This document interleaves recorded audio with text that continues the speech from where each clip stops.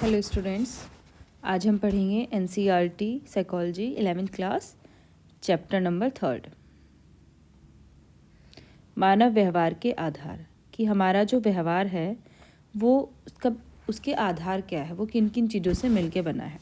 इस चैप्टर के अंदर हम विकास इसके बारे में परिचय पढ़ेंगे, विकासवादी परिप्रेक्ष्य पढ़ेंगे, जैविक और सांस्कृतिक मूल्य, व्यवहार के जैविक आधार जिसमें कि जो हमारी तंत्रिका कोशिकाएं हैं वो मोस्ट इम्पोर्टेंट है, तंत्रिका तंत्र और अंतःस्रावी तंत्र की संरचना और प्रकार्य तथा व्यवहार और अनुभव के साथ उनके संबंध, ये भी काफ़ी इंपॉर्टेंट टॉपिक है। इसके अंदर हम तंत्रिका तंत्र और अंतःस्रावी दो टॉपिक इसके अंदर हम पढ़ेंगे।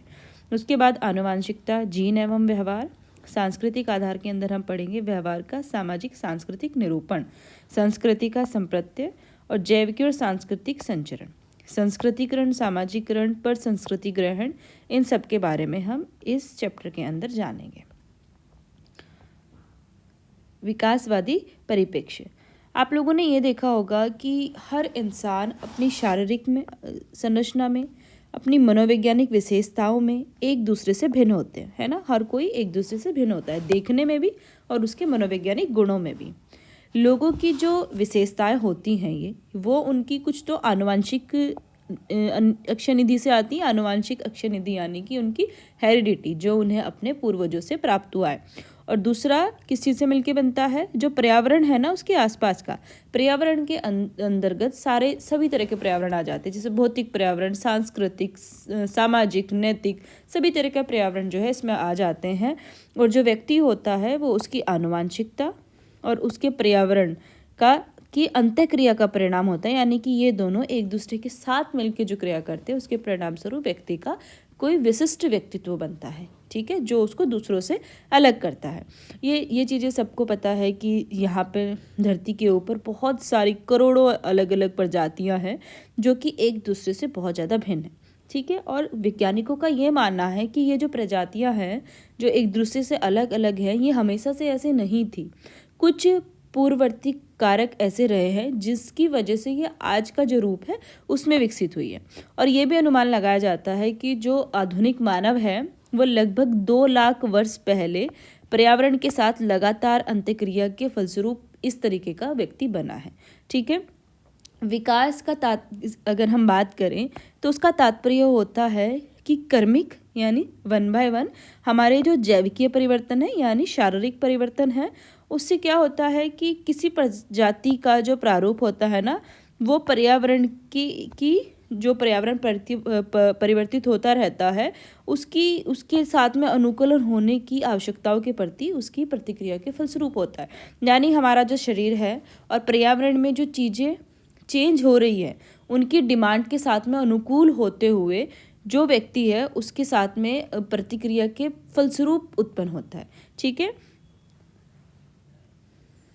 और ऐसा नहीं होता है कि विकास के जो परिणाम है वो एक ही पीढ़ी में या एक बहुत थोड़े टाइम में दिखाई दे जाते हैं। वो इतने ज़्यादा धीमे या मंद होते हैं कि सैकड़ों पीढ़ियों के बाद इस तरह के जो परिवर्तन होते हैं वो दिखाई देते हैं। और आप लोगों को ये भी पता है कि जो व्यक्ति होते हैं ना उनकी जो विशेषताएं होती हैं, मनोवैज्ञानिक या शारीरिक जितनी भी विशेषताएं होती हैं वो पीढ़ी दर पीढ़ी जो हैं वो एक दूसरे को ट्रांसफ़र होती रहती है ना।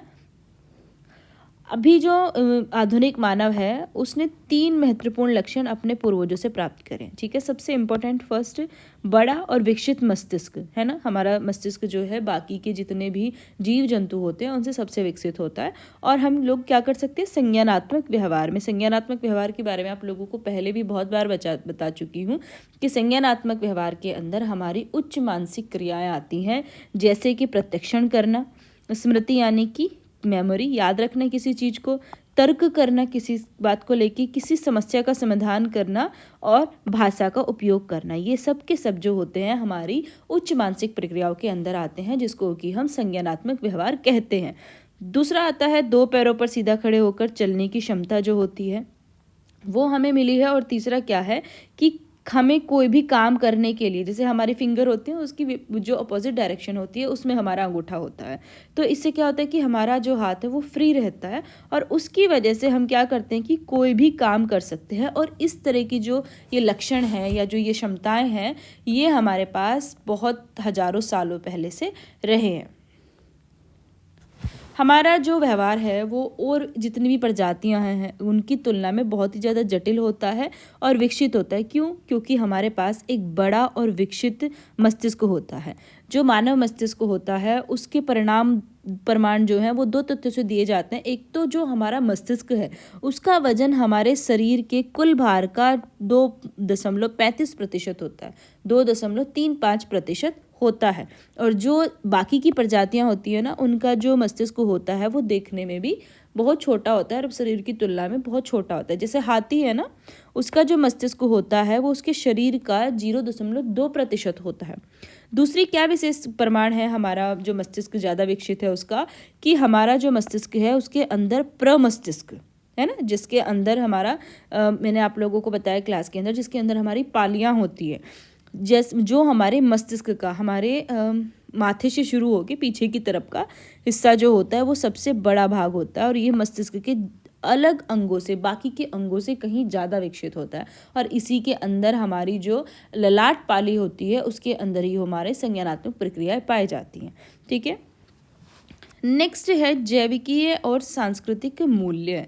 आप लोगों ने हमने ये बताया है कि जो हमारी जैविकीय संरचना होती है ना वो हमें कहाँ से मिली है, हमारा बॉडी का जो स्ट्रक्चर है वो कहाँ से मिला है, हमारे पूर्वजों से मिला हुआ है। ठीक है, और जो हमारी ज़्यादातर जितनी भी हमारी मानसिक क्षमताएं हैं, मस्तिष्क जो है वो भी हमें हमारे पूर्वजों से उत्तराधिकार में मिलता है ना। यानी कि जो आप लोगों ने देखा होगा कि आपके बहुत सारे गुण आपके माता पिता से मिलते जुलते हैं, आपके माता पिता के गुण आपके दादा दादी से मिलते जुलते हैं, या पीढ़ी अपनी जो परिवार है उसमें से किसी और से मिलते जुलते हैं।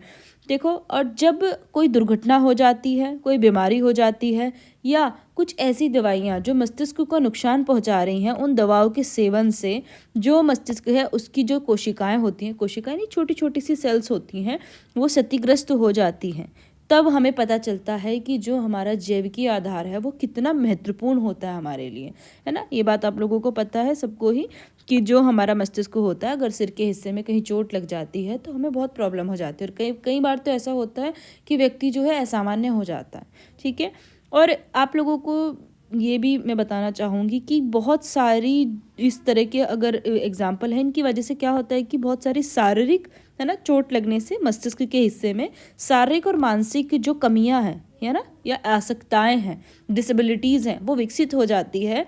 और कई बार क्या होता है, मानसिक मंदता का रीज़न क्या होता है कि बच्चों में माता पिता से दूषित जीन संचरण के कारण, यानी कि जीन के अंदर ही, माता पिता के जीन के अंदर ही कोई डिसेबिलिटी होती है और उसकी वजह से क्या होता है, बच्चे के अंदर मानसिक मंदन और या फिर असामान्यता के लक्षण जो है वो विकसित हो जाते हैं। ठीक है, नेक्स्ट क्या होता है कि हमारे पास सिर्फ एक जैविकीय तंत्र नहीं होता है, बल्कि हमारी संस्कृति भी हमारे लिए उतनी ही महत्वपूर्ण होती है जितना कि हमारा जैविक तंत्र है।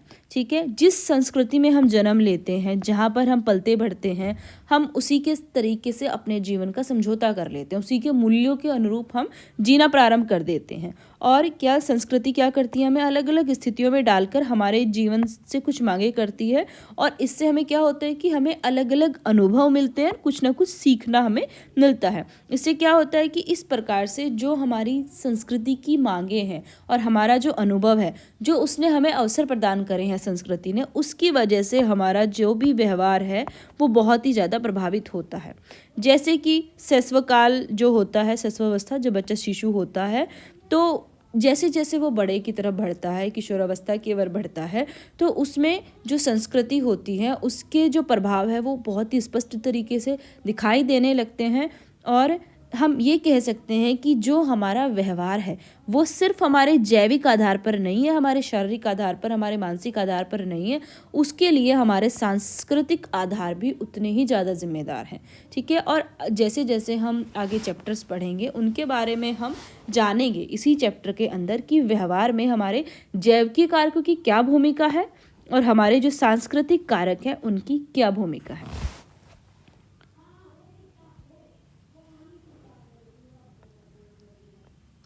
आज के लिए बस इतना ही। कल हम व्यवहार के जैविक आधार में तंत्रिका कोशिकाएं या फिर न्यूरॉन के बारे में, स्नायु कोष के बारे में हम डिटेल्स में पढ़ेंगे। Good night.